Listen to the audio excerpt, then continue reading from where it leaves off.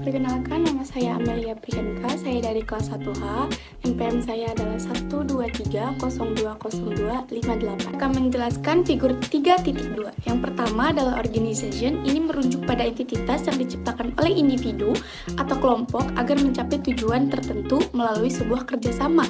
Nah, di dalam organisasi itu terdapat struktur. Saya akan mengambil contoh pada perusahaan Coca-Cola. Perusahaan ini tuh memiliki struktur hierarkis yang mencakup beberapa departemen seperti produk, pemasaran, keuangan, juga SDM. Lalu yang kedua adalah budaya.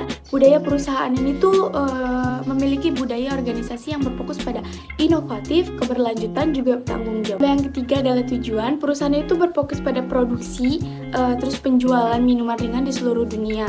Lalu yang terakhir adalah metode. Perusahaan itu menggunakan metode operasi yang spesifik untuk memastikan efisiensi, terus kualitasnya, terus daya saing globalnya seperti Francis Bottling System, terus standarisasi dan lokalisasi, dan juga 3.2 juga ada production process.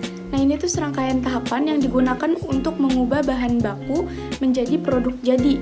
Yang dilakukan perusahaan Coca-Cola dalam production proses ini yaitu ada pencampuran bahan, terus penguji kualitas, terus pembotolan dan pengkalengan, ada pengemasan, lalu distribusi. Lalu pada figur 3.2 juga ada input from the environment. Ini tuh merujuk pada sumber daya juga informasi yang diperoleh dari lingkungan eksternal oleh sebuah organisasi.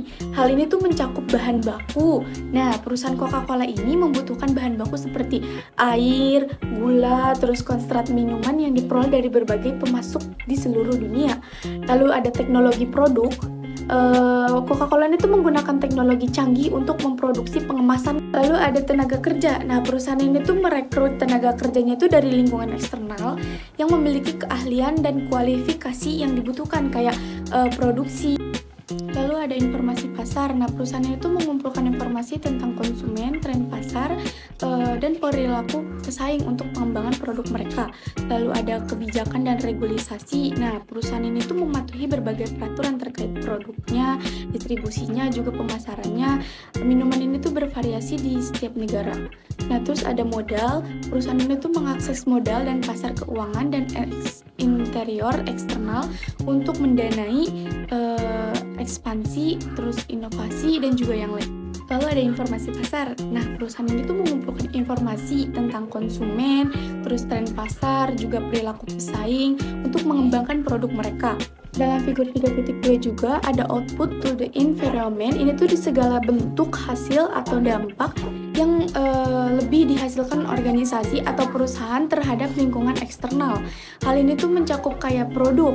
Nah, Coca-Cola ini tuh menghasilkan berbagai macam minuman kayak soda, air mineral, terus jus, dan minuman olahraga. Pada perusahaan Coca-Cola juga ada limbah dan emisi, juga penggunaan air, juga dampak sosial dan ekonomi.